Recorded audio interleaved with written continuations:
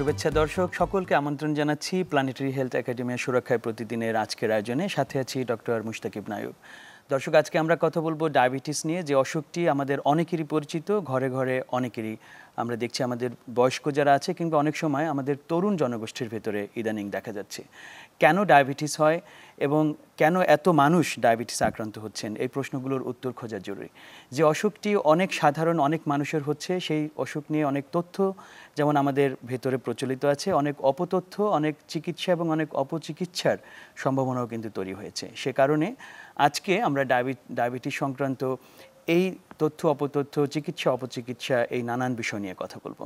এ বিষয়ে কথা বলার জন্য দুজন বিশেষজ্ঞ আমাদের সাথে যুক্ত হয়েছেন। তাদের সাথে আমরা পরিচিত হই এবং আলাপচারিতায় যাই। আমাদের সাথে আছেন অধ্যাপক ডাক্তার একেএম আমিনুল ইসলাম। তিনি ডায়াবেটিস, থাইরয়েড হরমোন ও মেটাবলিজম বিশেষজ্ঞ। তিনি অধ্যাপক ও বিভাগীয় প্রধান, এন্ডোক্রাইনোলজি বিভাগ, স্যার সলিমুল্লাহ মেডিকেল কলেজ ও মিটফোর্ড হাসপাতাল। অধ্যাপক ডাক্তার একেএম আমিনুল ইসলাম, স্বাগত আমাদের অনুষ্ঠানে। আমাদের সাথে যুক্ত হয়েছেন ডাক্তার মোহাম্মদ আতিকুর রহমান। তিনি ডায়াবেটিস, থাইরয়েড হরমোন ও মেটাবলিজম বিশেষজ্ঞ, সহকারী অধ্যাপক, এন্ডোক্রাইনোলজি বিভাগ, ন্যাশনাল ইনস্টিটিউট অফ নিউরোসায়েন্সেস ও হাসপাতাল। অধ্যাপক ডক্টর মোহাম্মদ আতিকুর রহমান, স্বাগত আমাদের অনুষ্ঠানে। ধন্যবাদ। আমি মনে হয় ডক্টর আমিনুল ইসলাম, আপনাকে দিয়ে শুরু করতে পারি। ডায়াবেটিস খুব কমন একটি অসুখ, অনেকের ভেতরেই আমরা দেখছি ইদানিং, অনেক পরিবারে এই অসুখটির খোঁজখবর মিলছে এখন। রোগ হিসেবে ডায়াবেটিসকে আপনারা কিভাবে সংজ্ঞায়িত করেন? ডায়াবেটিস কেমন অসুখ? আসলে ডায়াবেটিসকে আমরা প্রথমে বলি যে একটা লাইফ টাইম ডিজিজ, অর্থাৎ সব সময়ের জন্য, আপনার সারা জীবনের জন্য একটা অসুখ। আর কেমন রোগ এটা যদি আপনি বলতে চান, তাহলে সেটা বলতে হবে যে এটা হচ্ছে একটা রক্তের গ্লুকোজের মাত্রার একটা অসুখ।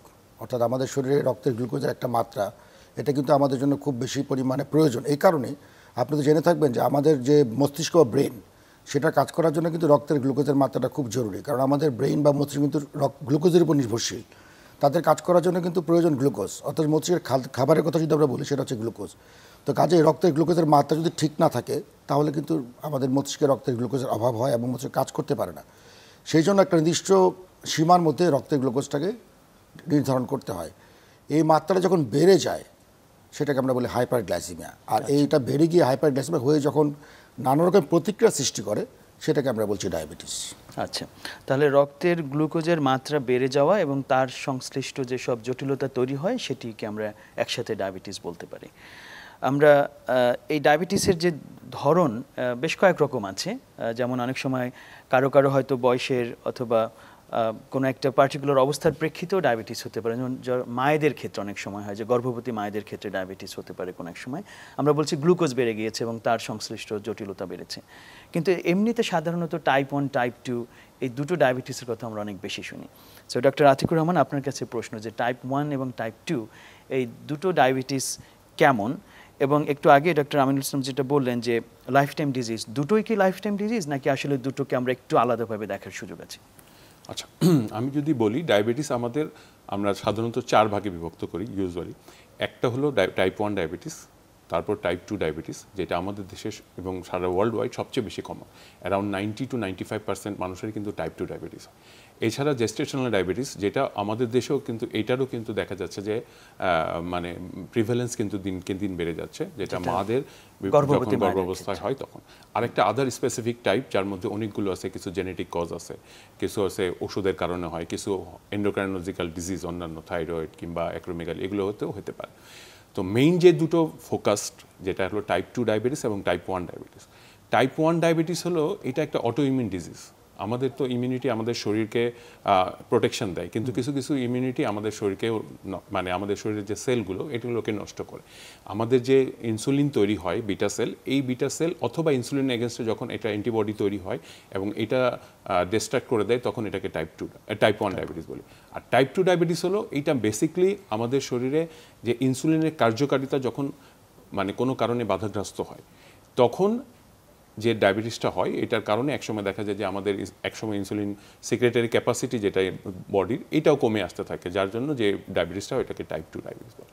টাইপ 1 ডায়াবেটিস সাধারণত ইয়াং বয়সে হয়, অ্যান্ড টাইপ 2 ইউজুয়ালি এল্ডারদের হয়। তবে এখন কিন্তু অনেক টাইপ 2 ডায়াবেটিস কিন্তু অনেক অল্প বয়সেও দেখা যাচ্ছে, যেটা আপনি প্রথমেই বললেন। টাইপ 1 ডায়াবেটিসে ইউজুয়ালি ইনসুলিন আমাদের শরীরে সিক্রেট হয় না একদম। না হওয়ার কারণে দেখা যাচ্ছে যে এই পেশেন্টগুলো ইনসুলিন ডিপেন্ডেন্ট, যার জন্য আগে কিন্তু এটাকে ইনসুলিন ডিপেন্ডেন্ট ডায়াবেটিস বলা হয়। আচ্ছা। আর টাইপ 2 ডায়াবেটিস এইটা যেহেতু আমাদের শরীরে কম বেশি ইনসুলিন তৈরি হয় এবং ইনসুলিন রেজিস্ট্যান্সের কারণে ডায়াবেটিসটা হয়, এই জন্য দেখা যায় যে এগুলো ওষুধের মাধ্যমে চিকিৎসা দেওয়া যায়, লাইফস্টাইলের মাধ্যমে চিকিৎসা দেওয়া যায়, এই জন্য এটাকে টাইপ 2 ডায়াবেটিস বলা হয়। এছাড়া টাইপ 1 ডায়াবেটিস যেটা আপনি বললেন যে লাইফ লং, একবার ওয়ান্স ডায়াবেটিস টাইপ 1 ডায়াবেটিস হয়ে যায় তার সারা জীবনই থাকে। টাইপ 2 ডায়াবেটিসও মোরলেস তাই, যে যার ডায়াবেটিস হয়ে গেছে তার ইউজুয়ালি কন্ট্রোল হয়ে থাকতে পারে, অনেক সময় উইদাউট মেডিকেশনও কন্ট্রোল হয়, তাও তাদের লাইফস্টাইলই সাধারণত এই ডায়াবেটিস থাকে। টাইপ 1 ডায়াবেটিস সাথে অন্যান্য দেখা যায় যে প্রবলেম যেগুলো হয় টাইপ 1-এর, টাইপ 2 ডায়াবেটিসের সেই মানে কমপ্লিকেশনগুলো সেমই হয়। মেইন ডিফারেন্সটা হয় যে এটা অল্প বয়সে হয়, রিলেটিভলি মানে ইনসুলিন ডিপেন্ডেন্ট হয়ে যায় পেশেন্ট কিছুদিনের মধ্যে, এবং তাদের যে লাইফস্টাইল জটিলতা, এটা মানে টাইপ 2 ডায়াবেটিস তো আমাদের অনেক সময় দেখা যায় যে মানে যখন বিগিনিং হয় তখন অনেক সময় ধরা পড়ে না, আমরা যদি স্ক্রিনিং না করি টাইপ 2 ডায়াবেটিস ধরা পড়ে। কিন্তু টাইপ 1 ডায়াবেটিস একদম প্রথম থেকেই ইমার্জেন্সি নিয়ে চলে আসতে পারে, দেখা যে পেশেন্ট যদি ইনসুলিন দিয়ে ট্রিট না করে তার কিটোএসিডোসিস, তার বিভিন্ন রকমের সমস্যা নিয়ে কিন্তু। আচ্ছা, সুতরাং আমরা যদি বলি কি কারণে হচ্ছে এবং কি ধরনের জটিলতা তৈরি হয়, সেটার ক্ষেত্রেও খানিকটা পার্থক্য আছে, এবং আমরা কিভাবে দুটোকে মোকাবেলা করতে পারি সেখানে তো বেশ বড় রকমের একটা পার্থক্য আছে টাইপ 1 টাইপ 2 এর ক্ষেত্রে। আমরা এই বিষয়গুলো নিয়ে আরও একটু আসবো। আমি প্রথমে আবার একটু ডাক্তার আমিনুল ইসলাম আপনার কাছে যদি আসি, যে এই যে ডিজিজটার কথা আমরা অনেক বেশি জানি, অনেক ঘরে ঘরেই আমরা দেখছি যে এই ডিজিজটা হচ্ছে, সেটা নিয়ে কিন্তু অনেক রকমের ভালো তথ্য যেমন আমাদের ভেতরে আছে, কিন্তু কিছু ভুল তথ্যও কিন্তু ছড়িয়ে পড়েছে। এই বিষয়টা আপনারা কিভাবে দেখেন স্পেশালিস্ট হিসেবে এই ফিল্ডের, এবং কি কি অপতথ্য আপনাদের বিবেচনায় যেটা আপনারা দেখছেন যে ইদানিং মানুষের ভিতরে বেশি ঘুরপাক খাচ্ছে? জি, অসংখ্য ধন্যবাদ। আসলে এটা খুবই গুরুত্বপূর্ণ একটা বিষয় এখনকার জন্য। আমি আগেই বলেছি যে আসলে ডায়াবেটিসটা হচ্ছে একটা দীর্ঘমেয়াদী, বা আপনি যদি বলেন যে এটা একটা আজীবনের রোগ। হ্যাঁ, তো প্রথম যে অপতথ্যটা আমরা এখন দেখতে পাচ্ছি সেটা হচ্ছে যে অনেকেই বলছে যে ডায়াবেটিসকে ভালো করে সুস্থ করে তোলা সম্ভব, অনেকেই বলছে যে আমার এই ওষুধ বা এটা খেলে আপনি পুরোপুরি সুস্থ হয়ে যাবেন। তো আমরা বলি যে ডায়াবেটিস হচ্ছে নিয়ন্ত্রণযোগ্য কিন্তু নিরাময়যোগ্য নয়। কারণ একটা যে আপনি খেয়াল করবেন যে আমাদের শরীরে যে বিটা সেল থাকে যেখান থেকে ইনসুলিনটা তৈরি হয় বা নিঃসরণ হয়, সেটা কিন্তু যে আমাদের ডক্টর আতিক বলছিল যে সেটা কিন্তু আস্তে আস্তে যখন নষ্ট হয়ে যেতে থাকে, ধ্বংস হয়ে যেতে থাকে, তখন কিন্তু ডায়াবেটিসটা তৈরি হয়। তো টাইপ 1-এর ক্ষেত্রে বিটা সেল পুরোপুরি একেবারেই নষ্ট হয়ে যায় এবং ইনসুলিন তৈরি করতে পারে না। টাইপ 2-এর ক্ষেত্রে সেটা একটু ধীরলয় হয়, কিন্তু হয়। তো যখন একটা বিটা সেল নষ্ট হয়ে যায় তার পক্ষে কিন্তু আবার ইনসুলিন তৈরি করা সম্ভব না। তাহলে আমরা যে বলছি যে একটা ডায়াবেটিস কি ভালো হবে, ইনসুলিন যদি একটা বিটা সেল তৈরি করতে না পারে তাহলে কিভাবে একজন রোগী সুস্থ হবেন? এটা সম্ভব না। শুধু আমি ইনসুলিনের কথা বলবো না, যে কোনো হরমোনের রোগ কিন্তু আসলে যখন সেটা তৈরি হয় তখন সেটা আর আগের অবস্থায় ফিরে যাওয়া যায় না। তো এই জন্য আমরা বলছি যে যেটা বলা হচ্ছে যে ডায়াবেটিস নিরাময়যোগ্য, এটা নিরাময়যোগ্য না, তবে হ্যাঁ এটা নিয়ন্ত্রণযোগ্য। আরেকটা জিনিস আমরা বলি যে কিওর বলা যায় না, অনেক সময় রিমিশনের কথা আমরা বলি। হ্যাঁ, যে সাময়িক সময়ের জন্য ডায়াবেটিসটা নিয়ন্ত্রণে আছে বা সাময়িক সময়ের জন্য রোগীটা অনেকটাই সুস্থ আছেন, সেটাকে আমরা বলি রিমিশন। সেটা কিছু পদ্ধতির মাধ্যমে হয়তো কিছু সময়ের জন্য সেটা সম্ভব, কিন্তু সেটা একেবারে সব সময়ের জন্য কিন্তু এটা রিমিশন আমাদের ডায়াবেটিসের ক্ষেত্রে সম্ভব না। কাজে এটা একটা অপতথ্য যেটা আমরা এখন শুনতে পাচ্ছি। কিছু কিছু ওষুধ বলা হচ্ছে যে এটা নাকি ইনসুলিন তৈরি করতে পারে, এরকম কিছু ওষুধের কথা বলা হচ্ছে যে এটা ইনসুলিন তৈরি করতে পারে ডায়াবেটিস সময়। এটাও কিন্তু আসলে সম্ভব না। আমরা কখনো শুনি না যে কোনো গবেষণা এরকম কোনো ওষুধ এসছে যেটা আপনার ইনসুলিন তৈরি করতে পারে। আচ্ছা, তো কাজে এই যে অপতথ্য এগুলো আমরা জানছি। তারপর আবার বলা হচ্ছে যে আপনি যদি এই ওষুধটা নেন তাহলে আপনার ডায়াবেটিস তো নিয়ন্ত্রণে থাকবে, প্লাস আপনার অন্য ওজন কমে যাবে, ডায়াবেটিসের সাথে অন্য যে জটিলতাগুলো সেগুলো আপনার কম হবে। এগুলো কিন্তু আসলে আমরা কোনো ধরনের বৈজ্ঞানিক কোনো ভিত্তি এইসব কথার আমরা কিন্তু পাই না। কারণ আমরা কিন্তু সবসময় রিসার্চ ফলো করি, আমরা গাইডলাইন ফলো করি, আমরা আমাদের টেক্সট বই ফলো করি, সেগুলোতে কিন্তু আমরা এই ধরনের তথ্যগুলো দেখতে পাই না। তার মানে হচ্ছে এগুলো এমন তথ্য যেগুলো মানুষকে আসলে আকৃষ্ট করার জন্য করা হচ্ছে, এবং কিছু মানুষ এগুলোতে আকৃষ্ট হচ্ছে এবং ভুল পথে পরিচালিত হচ্ছে। আচ্ছা, কিওর যে প্রসঙ্গটা বলেছেন, কিওর বলতে আমরা বলছি নিরাময় হয়ে গেছে। যেমন আমার জ্বর হলো এবং ভাইরাসের কারণে জ্বর হলো, ভাইরাসটা চলে গেলো, আমি নিরাময় হয়ে গেলাম। কিন্তু আপনি যেটা বলছেন যে যেই কোষ থেকে ইনসুলিন তৈরি হয়ে ডায়াবেটিস গ্লুকোজকে নিয়ন্ত্রণ করতে, সেই কোষেই যেখানে নাই বা সেই কোষটা কাজ করছে না, এবং সেটা তৈরি করার যদি আমার অন্য কোনো মেকানিজম না থাকে তাহলে তার নিরাময় বলা যায় না, বলা যায় যে আমি নিয়ন্ত্রণে রেখেছি। এবং আরেকটা বলেছেন রেমিশন অথবা রিভার্স করা, যদি আমি বলি যে আমার গ্লুকোজ সবসময় অনেক বেশি থাকতো, আমি কিছু একটা করেছি যার কারণে এটা এখন কনসিস্টেন্টলি কম থাকে, সেটা যদি 1 বছর হয়, 6 মাস হয়, 3 মাস হয়, যেটাই হোক, তাহলে সেটা আমরা বলতে পারি যে এই সময়ের জন্য এটা রিভার্স করেছে বা কিছু। এবং যদি এটা আমি মেনটেন করতে পারি তাহলে হয়তো সেটা আমি চিরস্থায়ী বলবো না, কিন্তু একটা দীর্ঘস্থায়ী সময়ের জন্য থাকতে পারে। তাহলে এই পার্থক্যটুকু একটা গুরুত্বপূর্ণ বিষয় যেটা আমাদের দর্শকদের জন্য এবং সবার জন্য আসতে পারে। এই যে অপতথ্যের প্রসঙ্গটা যদি আসি, এখানে ডক্টর আতিক আপনার কাছে আসতে চাই যে এ ধরনের যেসব তথ্য অনেকে বলেন, তারাও কিন্তু দেখবেন যে কোনো একটা রিসার্চ পেপারের কথা বলছেন, যে অমুক গবেষণায় এটা দেখা গিয়েছে এবং সে কারণে তার উপর ভিত্তি করে আমি এটা বলছি। তাহলে তিনিও কিন্তু রিসার্চ বলছেন, আপনারাও বলছেন যে আমরাও কিন্তু গবেষণার ভিত্তিতে কথা বলছি, গাইডলাইনের ভিত্তিতে কথা বলছি। তাহলে তাদের রিসার্চ এবং আপনারা যে গাইডলাইনের কথা বলছেন, এর মাঝখানে ফারাকটা কোথায় আসলে? গবেষণা এমন একটা জিনিস, এটা তো আমরা প্রতিদিনই করি, প্রতিনিয়ত করি। আমি যখন বাসা থেকে বের হচ্ছি, যদি দেখি একটা প্রবলেম হচ্ছে প্রতিদিন, তখন ওটা আমার একটা গবেষণার পার্ট, যে আমি প্রতিদিন এটা দেখছি, যার জন্য আমি এরকম করতেছি। কিন্তু গবেষণা যদি ওয়েল কন্ট্রোল না হয়, এজন্য গবেষণা কিন্তু অনেক সময় মারাত্মকও হতে পারে। কথা বুঝতে পারছেন? আপনি তো নিজেও জানেন যে আপনি গবেষণার সাথে নিজেও যুক্ত আছেন। গবেষণা একটা করার আগে একটা সুন্দর প্রোটোকল থাকে। ওই প্রোটোকলের মধ্যে দেখা যায় যে মানে কোনো রকম বায়াসনেস না থাকে। গবেষণাটা একটা ওয়েল প্রিপেয়ার্ড, মানে আমরা বলবো যে তার যে মানে মেথোডোলজি, এটা যদি ওয়েল মেথোডোলজি থাকে এবং ওইটার রেজাল্ট যদি একদম কোনো রকমের প্রবলেম না করে, এইরকম যদি গবেষণা থেকে কোনো কিছু আসে, তখন আমরা এটাকে কিন্তু মানে এবং স্বীকৃত। এখন তো ধরেন গবেষণা আমি করলাম, আমি একটা গবেষণার তথ্য দিয়েই দিতে পারি। বলে যে পরিসংখ্যান নাকি 3 রকমের আছে, একটা হলো মানে মিথ্যা নাকি 3 রকমের আছে, একটা হলো সত্য মানে সাধারণ মিথ্যা, একটা হলো ডাহা মিথ্যা, আর একটা হলো পরিসংখ্যান। কারণ পরিসংখ্যান এরকম মিথ্যা যে এটা দিয়ে আপনি কিন্তু অনেক খারাপ জিনিসকেও জায়েজ করে দিতে পারেন। তো এইটাই, যদি গবেষণা ওয়েল কন্ট্রোলড এবং ওয়েল মেথোডোলজি যদি তার ভালো থাকে এবং তার রেজাল্টে যদি কোনো বায়াসনেস না থাকে, এবং এটা মানে বৃহৎ আকারে একটা গোষ্ঠীর মধ্যে না, একটা বৃহৎ আকারে যখন মাল্টিন্যাশনাল একটা ট্রায়াল হয় বা একটা হয়, তখন একটা গবেষণা যখন মানে ওয়েল কন্ট্রোল হয়, তখন ওইটা থেকে একটা এভিডেন্স জেনারেট হয়। এই এভিডেন্সগুলো যখন বারবার করার পরে মেটা অ্যানালাইসিসের মাধ্যমে গবেষণাটা আসে, তখন আপনার ওই গবেষণাকে আমরা এভিডেন্স ক্রিয়েট করে রেকমেন্ডেশন হয়। তো এই ধরনের গবেষণা যখন হয়, তখনই কিন্তু আমরা ওইটাকে মানে অ্যাকসেপ্ট করি, এবং ওইটাই শুধু আমাদের মানে না। এই যে দেখেন বিভিন্ন জায়গায় কিন্তু এই ডায়াবেটিসের জন্য আমেরিকান ডায়াবেটিক অ্যাসোসিয়েশন আছে, ইউরোপিয়ান ডায়াবেটিক সোসাইটি আছে, আমাদের এই এলাকার জন্য আপনার বা সারা পৃথিবীর জন্য IDF আছে। এরা কিন্তু মানে বিভিন্ন রকমের গবেষণাকে এরা রিসার্চ করে দেখে, এদের একটা প্ল্যানারি কমিটি আছে, যখন দেখে যে এই রিসার্চগুলো মানে রেকমেন্ডেশন করার মতো, তখন কিন্তু তারা রেকমেন্ড করে, তারপরে এটা টেক্সট বুকে আসে। তো এই জিনিসগুলো যখন এইভাবে একটা কোনো গবেষণা যখন এইরকম পর্যায়ক্রমগুলো যদি পাস করে যখন রেকমেন্ডেশন আসে, তখনই কিন্তু এটা সবার কাছে ফলো করা যায়। তো আসলে অনেক কিছুই আছে যেটা হয়তো এখন এই গবেষণায় এত খুব মানে মিনিমাল তার এভিডেন্স, হয়তো একসময় এটা যদি মানে এটা একটা ভালো গবেষণার মাধ্যমে যদি কোনো কিছু প্রুভড হয়, তখন ওইটা দিয়ে আমরা কিন্তু, কারণ অনেক ওষুধ একসময় ছিল, এখন নাই, আবার নতুন করে ওষুধ আসতেছে।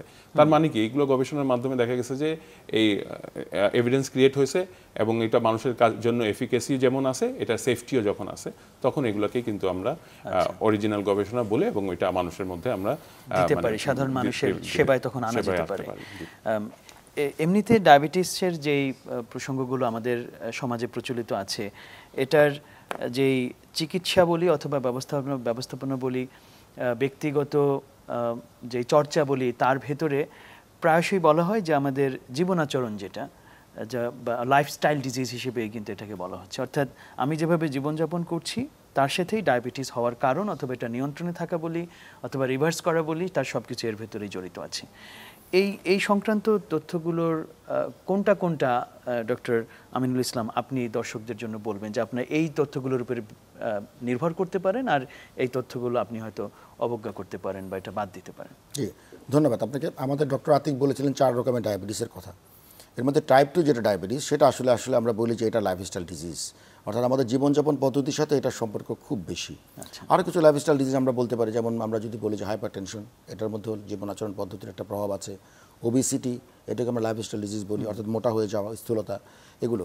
তাহলে টাইপ 2 ডায়াবেটিস যেটাকে আমরা বলতে, সেটাকে হচ্ছে লাইফস্টাইল ডিজিজ, অর্থাৎ আপনার জীবনযাপন পদ্ধতির মাধ্যমে কিন্তু আপনি আবার ডায়াবেটিসটাকে আপনি প্রথমে তো আমন্ত্রণ জানাচ্ছেন, এবং ওই জীবনযাপন পদ্ধতির মাধ্যমে কিন্তু আপনি ডায়াবেটিসটাকে নিয়ন্ত্রণ করছেন। তার মানে যেটা আমি বলতে চাচ্ছি সেটা হচ্ছে যে আমাদের যে জীবনযাপন পদ্ধতি, সেটা কিন্তু আমার ডায়াবেটিসকে অনেকটাই আমন্ত্রণ জানাতে পারে। অর্থাৎ আমি কীরকম জীবনযাপন পদ্ধতিতে অভ্যস্ত সেটা কিন্তু আমার ডায়াবেটিসের একটা কারণ হতে পারে। আমার জীবনযাপন পদ্ধতির কারণে আমার ওজন বেড়ে যেতে পারে, আমার জীবনযাপন পদ্ধতির কারণে আমার মানসিক চাপ বেড়ে যেতে পারে, আমার জীবনযাপন পদ্ধতির কারণে আমার শারীরিক চাপ বেড়ে যেতে পারে, যেটা অতিরিক্ত পরিশ্রমের কথা বলি। আমার জীবনযাপন পদ্ধতির কারণে আমার শারীরিক পরিশ্রম কমে যেতে পারে। তো এই সবগুলো কিন্তু আমার ডায়াবেটিসের কারণ হতে পারে। তো কাজে আমরা যেটা বলতে পারি যে জীবনযাপন পদ্ধতিটা আসলে মানুষের ডায়াবেটিস হবে কি না সেটার মুখ্য নিয়ামক হিসাবে কিন্তু কাজ করে। অর্থাৎ তাহলে এবং যখন ডায়াবেটিসটা হয়ে যাবে তখন সেটা নিয়ন্ত্রণের ক্ষেত্রে কিন্তু আমাকে শুধু ওষুধের উপর নির্ভর করলে হচ্ছে না, আমাকে ওষুধের আগেই আমাকে কিন্তু আগে জীবনযাপন আচরণ পদ্ধতিকে পরিবর্তন করতে হচ্ছে, এমনভাবে আমার জীবনযাপন পদ্ধতিকে পরিবর্তন করতে হচ্ছে যাতে আমরা আমাদের ডায়াবেটিসটাকে নিয়ন্ত্রণ করতে পারি। কাজে আমরা যেটা বলতে পারি যে টাইপ 2 ডায়াবেটিসটা একেবারে সম্পূর্ণরূপে জীবনযাপন পদ্ধতির সাথে একটা সম্পূর্ণভাবে সম্পর্কিত একটা রোগ, এবং এটার মাধ্যমে যেমন আমরা ডায়াবেটিসটাকে প্রতিরোধ করতে পারি তেমনিভাবে আমরা ডায়াবেটিস নিয়ন্ত্রণে কিন্তু আমাদের জীবনযাপন পদ্ধতির একটা বড় ভূমিকা রয়েছে। তো কাজেই আমরা এমন কেউ যদি মনে করে যে আমি চাই না যে আমার শরীরে ডায়াবেটিসটা আসুক, তাহলে আমি আসলে কি করব? আমার করা উচিত প্রথমেই যে আমাকে দেখতে হবে যে আমার ওজন বেশি আছে কিনা। যদি ওজন বেশি থাকে তাহলে আমাকে সেই বাড়তি ওজনটাকে কমিয়ে ফেলতে হবে। আমার আমার চলাফেরার মধ্যে দেখবো যে আমি সেডেন্টারি লাইফস্টাইল বা আমি একেবারে বসে কাজ করা বা বসে থাকা মানুষ কিনা, তাহলে আমাকে অবশ্যই অ্যাক্টিভ হতে হবে, আমাকে কর্মঠ হতে হবে, আমাকে সক্রিয় হতে হবে, আমাকে চলাফেরার মধ্যে এমনভাবে করতে হবে যে আমি সবসময় একটা সক্রিয় জীবনযাপন করব। পাশাপাশি আমাকে নিয়মিত হাঁটার ব্যবস্থা করতে হবে। যদি আমি মানসিক চাপে থাকি তাহলে সেই মানসিক চাপকে থেকে মুক্ত হওয়ার ব্যবস্থা করতে হবে। তাহলে এই যে জীবনযাপন পদ্ধতির যে পরিবর্তন, এগুলো কিন্তু আমাকে ডায়াবেটিস থেকে অনেকটাই দূরে রাখবে। এখানে নিশ্চয়ই ডায়েটের কথা একটা গুরুত্বপূর্ণ প্রসঙ্গ আসবে। এবং খাবার দাবারের কথা যদি আপনি বলেন, আমরা অনেকে এখন যেমন ওভার ইটিং করি, আমার প্রয়োজন নাই, শুধু আমার চোখের খিদার জন্য আমি খাচ্ছি। আমার শরীর বলছে আমার খাবারের প্রয়োজন নাই, বাট আমার মন হচ্ছে যে আমার চোখ বলছে যে এটা ভালো হবে, এটা খাওয়া উচিত, আমার মন বলছে যে এটা খাওয়া উচিত, কিন্তু শরীর কিন্তু বলছে যে আমার খাবারের প্রয়োজন নেই। এই যে ওভার ইটিংগুলো আমরা করছি, সেটা আমাদের খাবার যেমন আগে যেমন ছিল যে আমরা এমন কিছু খাবার খাচ্ছি যেগুলোর মধ্যে ক্যালোরি অনেক বেশি, আমরা বাইরের খাবারগুলো খাচ্ছি, বাইরের খাবারগুলোতে কিন্তু ক্যালোরি অনেক বেশি। আমরা যেটাকে জাঙ্ক ফুড বলি, আমরা ফাস্ট ফুডের কথা বলি, এগুলো সবগুলোতে কিন্তু ক্যালোরির পরিমাণ অনেক বেশি, কারণ এগুলোতে এমন উপাদান থাকে যেগুলোতে কিন্তু ক্যালোরি অনেক বেশি। সেগুলো কার্বোহাইড্রেটগুলোও থাকে অনেক, একদম আমরা যেটাকে বলি যে সিম্পল কার্বোহাইড্রেট, পাশাপাশি এগুলোকে অনেক ট্রান্স ফ্যাট থাকে যেগুলো কিন্তু আপনার অনেক বেশি পরিমাণে ক্যালোরি দেয়। তো এই যে ক্যালোরি ডেন্স যে খাবার বা ক্যালোরি মিশ্রিত পরিপূর্ণ যে খাবারগুলো আমরা খাচ্ছি, সেগুলো কিন্তু আমার ডায়াবেটিসের জন্য কারণ হয়ে যাচ্ছে। এগুলো আমার ওজন বাড়িয়ে দিচ্ছে, পাশাপাশি আমার রক্তের গ্লুকোজের মাত্রা বাড়িয়ে দিচ্ছে, আমার ইনসুলিনের তৈরির উপর চাপ তৈরি করছে, বিটা সেলের উপর, এবং একসময় কিন্তু বিটা সেল কাজ করতে করতে সে কিন্তু ক্লান্ত হয়ে যাচ্ছে, তখন কিন্তু আর পরিমিত পরিমাণে ইনসুলিন তৈরি করতে পারছে না, যার ফলে কিন্তু আমার টাইপ 2 ডায়াবেটিসটা আমাদের শরীরে আমরা দেখতে পাচ্ছি। তাই খাবার দাবারের ব্যাপারটাও কিন্তু আসলে খুবই গুরুত্বপূর্ণ। আমি খাবারের প্রসঙ্গে একটু যদি আসি, ডক্টর আতিক, ইদানিং কিন্তু অনেক কথা হচ্ছে এটা নিয়ে যে আমি কি ধরনের খাবার খাচ্ছি তার সাথে ডায়াবেটিসের একটা ঘনিষ্ঠ সম্পর্ক আছে, যেটা জীবনযাপনের জীবন আচরণেরই একটা অংশ, এবং সেখানে কার্বোহাইড্রেটের পরিমাণ নিয়ে অনেক কথা হচ্ছে যে আমি লো কার্ব ডায়েটের কথা এসছে যে আমি ডায়াবেটিস প্রতিরোধ করার ক্ষেত্রে অথবা রেমিশন করার ক্ষেত্রে, রিভার্স করার ক্ষেত্রে লো কার্ব ডায়েট খুব কাজ করে। এবং আমি দেখেছি যে ইউকেতে ডক্টর আনোয়ার নামে একজন ডক্টর আছেন যিনি একটা ফর্মুলাও দিয়েছেন, এবং যেটা NHS ইদানিং গবেষণায় এনেছে যে আমি কীভাবে লো কার্ব ডায়েট দিয়ে এবং লো কার্ব এবং লো ক্যালোরি এই ডায়েটটা দিয়ে আমি কীভাবে ডায়াবেটিসকে একেবারে রিভার্স করতে পারি। এই যে প্রসঙ্গগুলো আছে এটা কতখানি বাস্তবসম্মত, এবং আমরা আমাদের জীবনাচরণে এটাকে কিভাবে নিতে পারি, যদি নিতে পারি, সক্ষম হই, তাহলে কি আসলেই ডায়াবেটিসকে নিয়ন্ত্রণ করা যাবে বলে মনে করেন? জি, যদি আমরা ডায়েটের কথা বলি, আমাদের যদি আমরা বাঙালি ডায়েট একটা চিন্তা করি, আমাদের কিন্তু খাবারে কার্বোহাইড্রেটের পরিমাণ কিন্তু অনেক বেশি, এবং অ্যারাউন্ড 70%, মোর দেন 70% কিন্তু আমরা কার্বোহাইড্রেট ইনটেক করি। আমাদের যে খাবারের স্টাইল, এইখানে লো কার্ব দিয়ে যে কথাটা এখন হচ্ছে, অনেকেই বলতেছে লো কার্বের ব্যাপারে একটা বড় পাবলিকেশন কিন্তু আছে অলরেডি, ল্যান্সেটে যেটা পাবলিশ হয়েছে, যে কার্বোহাইড্রেটের সাথে আপনার মর্টালিটি এবং মরবিডিটি একটা রিলেশন আছে, জে শেপড রিলেশন বলি, যে খুব বেশি লো কার্ব যেমন খারাপ, হাই কার্বও খারাপ। তার মানে আমাদেরকে একটা ইন্টারমিডিয়েট একটা লো কার্ব এখন পর্যন্ত রেকমেন্ডেশন। দেখেন ডায়াবেটিসের জন্য ডায়েটের বিভিন্ন রকম আছে, Mediterranean diet, dietary approach to stop hypertension, এরকম অনেক রকমের রেকমেন্ডেশন কিন্তু অনেকেই বলে। কিন্তু অ্যাজ হোল যদি আমরা এইরকম একটা প্ল্যাটফর্মে কোনো কিছু বলি, আমরা বলবো যে আমরা ছোটোবেলা থেকে যেটা জেনে এসেছি ব্যালেন্স ডায়েট খেতে হবে এবং আমাদের পরিমাণ অবশ্যই কার্বোহাইড্রেট আমরা যেটা 70% খাই এটাকে আমরা 25 থেকে 40%-এর মধ্যে আনাই দেব এবং এই কার্বোহাইড্রেটের মধ্যে যেগুলো ফাইব্রাস কার্বোহাইড্রেট যেটা আমরা অনেক সময় মানে বোঝানোর জন্য বলি লাল আটার রুটি বা লাল চালের ভাত বা লো জিআই যেগুলো মানে আপনার কার্বোহাইড্রেট আছে এগুলো কথা কিন্তু আমরা প্রেফার করি একদম লো কার্বের ব্যাপারে এখনও কিন্তু ওইরকম রেকমেন্ডেশন আসে নাই আপনি যে স্টাডির কথা বললেন এই স্টাডিটা মাত্র বিগিনিং তাদের স্টার্ট করতেছে শুধু তাই না তারা লো কার্ব না তারা 800-900 কিলো ক্যালোরি ডায়েটের কথা বলতেছে অ্যাভারেজে যদি ধরেন আমরা আমাদের পেশেন্টকে যখন বলি যে এইভাবে খাওয়া দাওয়া করেন ম্যাক্সিমাম পেশেন্ট কিন্তু ওইটাই মানতে চায় না আর 800-900 কিলো ক্যালোরির ডায়েট যদি আপনি একটা প্লেটে সাজান এটা আসলে আমাদের দেশের মানে 95% মানুষ কিন্তু এটাকে মানে মেনে নেবে না কারণ আমার খেয়ে খারাপ অভ্যাস হয়ে গিয়েছে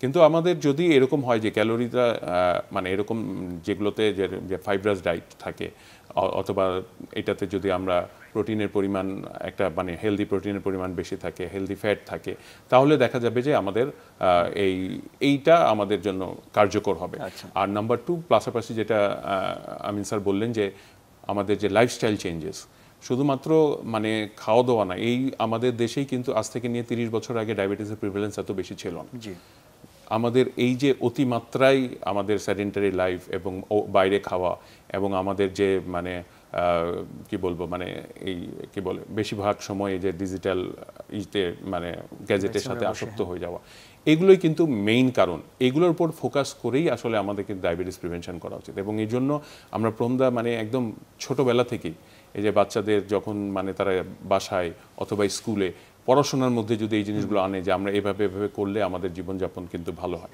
তাহলেই কিন্তু আমাদের এগুলো প্রিভেন্ট করা সম্ভব সঠিক যাওয়া যাবে আমরা একটু চিকিৎসার দিকে যেতে চাই যে ডায়াবেটিসের যে চিকিৎসা যেটা আপনারা শুরুতে বলেছেন যে টাইপ 1 যেটা সেখানে ইনসুলিন দিয়ে চিকিৎসা করাটাই হচ্ছে রেকমেন্ডেড এবং এর মধ্যেই যেতে হয় কারণ তার তো তৈরি হচ্ছে না টাইপ 2 এর ক্ষেত্রে ইনসুলিন কতখানি দেয়া হবে এবং সেটা অন্য কোনো এই যে মডিফিকেশন বললেন লাইফস্টাইল এর মাধ্যমে ইনসুলিনের পরিমাণ কমানো যায় কিনা এটা নিয়েও কিন্তু অনেক আলোচনা চলছে এখানে ডক্টর আমিনুল ইসলাম আপনার কি পরামর্শ ইনসুলিন ডিপেন্ডেন্ট ট্রিটমেন্টে কি থাকতে হবে নাকি আমরা মডিফিকেশনের মাধ্যমে ইনসুলিনের পরিমাণ কমিয়ে আনতে পারি হ্যাঁ ধন্যবাদ টাইপ 1 এর ক্ষেত্রে যেটা ছিল যে আপনাকে ইনসুলিন নিতেই হবে টাইপ 2 এর ক্ষেত্রে কিন্তু ব্যাপারটা সেরকম না টাইপ 2 ডায়াবেটিসটা কখন হচ্ছে যখন আমার বিটা সেলের পরিমাণ 70 থেকে 80 ভাগ নষ্ট হয়ে যাচ্ছে তখন কিন্তু টাইপ 2 দেখা যাচ্ছে তার মানে কিন্তু আমার ওই যে 20 থেকে 30 ভাগ সেল কিন্তু কোষ কিন্তু তখন রয়ে গেছে তারা কিন্তু ইনসুলিন তৈরি করছে তো কাজে আমার যখন টাইপ 2 ডায়াবেটিস ধরা পড়ছে তখনই যে আমার ইনসুলিন প্রয়োজন আছে তা কিন্তু না হ্যাঁ অনেক ক্ষেত্রে দেখা যায় যে মানুষের যখন ডায়াবেটিস ধরা পড়ে তখন অনেক বেশি পরিমাণে ডায়াবেটিস ধরা পড়ে অর্থাৎ 20-30 এরকম যে আমাদের একটা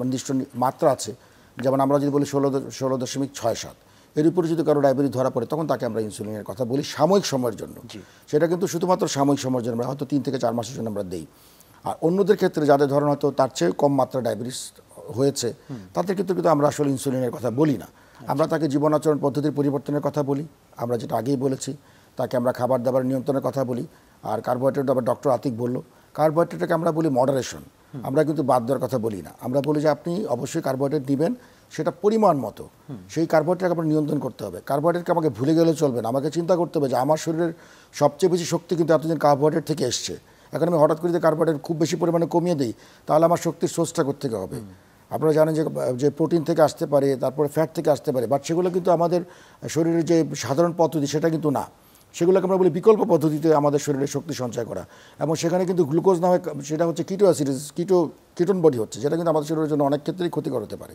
তাহলে কাজে আমরা এমন কার্বোহাইড্রেটের কথা বলবো যে হ্যাঁ কার্বোহাইড্রেট একটা নির্দিষ্ট পরিমাণে তাকে নিতে হবে বেশিও নেওয়া যাবে না আবার কমও নেওয়া যাবে না পাশাপাশি আমাদের প্রোটিন পর্যাপ্ত পরিমাণে প্রোটিন তারপরে সেটাও একটা মাত্রা আছে আমাদের যে চর্বি জাতীয় খাবার সেটা আমরা নিব তবে যেগুলো আমাদের জন্য ভালো চর্বি সেটা আমরা নিব যেমন আমরা যদি তেলের কথা বলি সবচেয়ে ভালো আমরা যদি অলিভ অয়েল নিতে পারি তাহলে সানফ্লাওয়ার নিতে পারি সেটা না হলে আমরা রাইস ব্রান অয়েলের কথা বলতে পারি এই ধরনের তেল আমরা কিন্তু নিতে পারি পাশাপাশি আমাদের ভিটামিনস শাকসবজি খেতে হবে অন্তত দিনের মধ্যে 4 থেকে 5 বার আমাকে সবজি অথবা আপনার ফলস যেটা আমরা বলি তাজা ফল সেগুলো আমরা খেতে হবে তাহলে আমার ভিটামিনস এবং মিনারেল যেটা আমরা লবণ বলি সেটার চাহিদা কিন্তু পূরণ হবে এবং অবশ্যই পর্যাপ্ত পরিমাণে পানি গ্রহণ করতে হবে একজন ডায়াবেটিস রোগী দেখা যায় তার কিন্তু পানি শূন্যতার সম্ভাবনা বেড়ে যায় কাজেই তার কিন্তু পর্যাপ্ত পরিমাণে পানি তো এটা হচ্ছে আমার খাদ্যাভ্যাসে যে পরিবর্তনগুলো এবং আমার কার্বোহাইড্রেট যেটা আমরা দিব সেটার মধ্যে ভাগ করে দিতে হবে আমি কার্বোহাইড্রেটকে যত ভাগ করব তত কিন্তু আমার ডায়াবেটিস নিয়ন্ত্রণে সেটা ভূমিকা রাখবে আমরা দেখা যায় 3 বেলা খুব বেশি করে কার্বোহাইড্রেট নেই সেটাকে যদি আমরা 6 বার 7 বারে নিতে পারি সেই কার্বোহাইড্রেটটাকে, তাহলে কিন্তু দেখা যায় আমার রক্তের গ্লুকোজের মাত্রাটা কিন্তু কম বাড়বে, আমার অল্প ওষুধ লাগবে, আমার ইনসুলিনের প্রয়োজন হবে না। পাশাপাশি আমাকে অবশ্যই প্রতিদিন কিছু পরিমাণে ব্যায়াম করতে হবে, কারণ কিছু আপনি হয়তো জেনে থাকবেন যে কিছু আপনার যেটা ডায়াবেটিস কমানোর যে মেকানিজম আমরা যদি দেখি, কিছু রিসেপ্টর থাকে যেগুলো শুধুমাত্র এক্সারসাইজের মাধ্যমে সেগুলোকে আমরা আন্দোলিত করতে পারি। অর্থাৎ কিছু ডায়াবেটিস, কিছু গ্লুকোজের মাত্রা কোনো ওষুধের মাধ্যমে কমানো যাবে না, সেটা শুধুমাত্র ব্যায়ামের মাধ্যমে কমানো যাবে। কাজে আমি যদি ব্যায়ামটাকে বলি তাহলে কিন্তু ওই যে গ্লুকোজের মাত্রাটা ওটা কিন্তু কমে আসবে। তাহলে এটা হচ্ছে আমাদের খাবার গেল, আমার ব্যায়ামের কথা বললাম, এবং সেই ব্যায়ামটা কিন্তু একটা নির্দিষ্ট প্রতিদিন একই সময় হতে হবে এবং কমপক্ষে 30 থেকে 40 মিনিট জোরে হাঁটতে হবে। আমি যদি সেটাকে ভাগ করে হাঁটি বা আস্তে হাঁটি তাহলে কিন্তু সেটা আমার ডায়াবেটিসের ক্ষেত্রে খুব বেশি কাজে লাগবে না। এর পাশাপাশি তখন আমরা কিছু ওষুধের কথা বলি, মুখে খাওয়ার ওষুধ আছে, মুখে খাওয়ার ওষুধগুলো দিয়ে আমরা যদি মেটফর্মিন জাতীয় আমরা ওষুধ দিই, পাশাপাশি অন্য ধরনের ওষুধও আছে সেগুলো আমরা দিতে পারি। যখন আমরা দেখবো যে না এতেও নিয়ন্ত্রণ হচ্ছে না, সেটা অবশ্য অনেকদিন সময় লাগতে পারে, তারপরে আমরা তখন পেশেন্টকে আমরা ইনসুলিনের কথা বলি। কাজে টাইপ 2 ডায়াবেটিসের ক্ষেত্রে আমরা ইনসুলিন কিন্তু অনেক পরে, বিশেষ করে একজন রোগী যদি তার জীবনযাপনের পদ্ধতির পরিপূর্ণ নিয়ন্ত্রণে রাখতে পারে, আমরা যেভাবে বলছি নির্দেশিত পথে চলতে পারে এবং ওষুধটাকে নিয়মিত খেতে পারে, তাহলে কিন্তু তার ইনসুলিনের প্রয়োজনীয়তা অনেক ক্ষেত্রেই অনেক বেশি সময় পরে লাগে। সেটাই। এবং যদি ওরকম হয় যেটা বলছেন খুব ভালোভাবে নিয়ন্ত্রণ করছে, হয়তো লাগলোই না কারো কারো ক্ষেত্রে, হ্যাঁ এরকম হতে পারে যে কারো ইনসুলিনের প্রয়োজনই হবে না, তবে সেটা সম্পূর্ণ নির্ভর করে তার উপর। সেটাই, উনি যদি সেরকম ভাবে আমাদের নির্দেশিত পথে চলতে পারে তাহলে কিন্তু অবশ্যই ইনসুলিনটা অনেক দেরি করে লাগবে। সেটাই। আমরা প্রায় শেষের দিকে চলে এসেছি। ডক্টর আতিক, আপনাকে একটু শেষ করব যে আমাদের দর্শকদের জন্য তাহলে এই যে ডায়াবেটিস রিলেটেড যেসব তথ্য অপতথ্য বলি বা চিকিৎসার এই তথ্যগুলো তারা কোথা থেকে নিলে তারা আরেকটু ভালো থাকবে অথবা নিশ্চিত হতে পারবে যে এই তথ্যটা আমার জন্য উপকারী, আপনার কি পরামর্শ তাদের জন্য? আচ্ছা, পরামর্শ আমরা যেটা বলি, আমাদের দেশে ওইরকম পেশেন্টদের জন্য আলাদা করে যেহেতু ফোরাম নাই, তবে বাংলাদেশ ডায়াবেটিক সমিতি একটা আছে যেটা পেশেন্টদের জন্য ফোরাম। ওখানে আমাদের বাংলাদেশ ডায়াবেটিক সমিতিতে অনেক জায়গায় বই করে দেওয়া আছে, ওইখানে খাবারের তালিকা দেওয়া আছে। ওখানে আমরাও যারা বিভিন্ন জায়গায় এন্ডোক্রাইনোলজিস্ট বা ডায়াবেটিসের প্র্যাকটিস করি, আমরাও কিন্তু বিভিন্ন রকমের খাবারের তালিকা প্রদান করি। আমাদের ধরেন একটা মানে এক্সারসাইজে যেটা স্যার বললেন যে এক্সারসাইজের যে প্যাটার্ন কীভাবে হাঁটতে হবে এটা বলি। তারপরে ওষুধ যার জন্য যেটা সুইটেবল। ডায়াবেটিস চিকিৎসা কিন্তু ওয়ান সাইজ ফিটস অল এরকম, ইন্ডিভিজুয়ালাইজড। আমি দেখা যাচ্ছে যে একটা পেশেন্ট একই ফ্যামিলিরও অনেক সময় দুই ভাইয়ের মধ্যে একজনের ডায়াবেটিস অনেক বেশি বাড়তি থাকে, আরেকজনের কিন্তু নিয়ন্ত্রণে থাকে। সাধারণত যদিও জেনেটিক্যালি একরকম থাকার চান্সেস বেশি। আবার দেখা যাচ্ছে যে এক গ্রুপ যা অনেক মানে ওষুধ নিচ্ছে তারপর ডায়াবেটিস ভালো মতো কন্ট্রোল হচ্ছে না, বাট আবার কারো দেখা যাচ্ছে একটা ওষুধেই কন্ট্রোল হচ্ছে। তো এটা ইন্ডিভিজুয়ালাইজড, এটা এক একজনের জন্য এক এক রকম।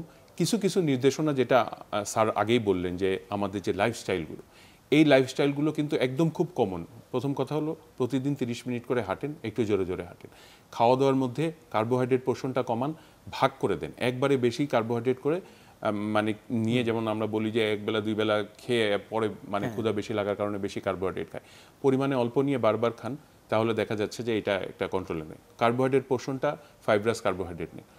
বাকি যেগুলো বললেন স্যার যে মানে পানি পরিমাণ মতো খাওয়া, আপনার মানে লাইফস্টাইলে সক্রিয় হওয়া, হাঁটা তো একটা আছে, নিজের কাজের ব্যাপারেও সেডেন্টারি ভাবটা কমিয়ে দিয়ে, যেখানে আমরা হয়তো বা গাড়ি বা রিক্সা দিয়ে যাচ্ছি ওখানে না গিয়ে কিছু হেঁটে যাওয়া, এরকম ছোট ছোট পরিবর্তন করে কিন্তু আমরা অনেক কিছু করা যেতে পারে।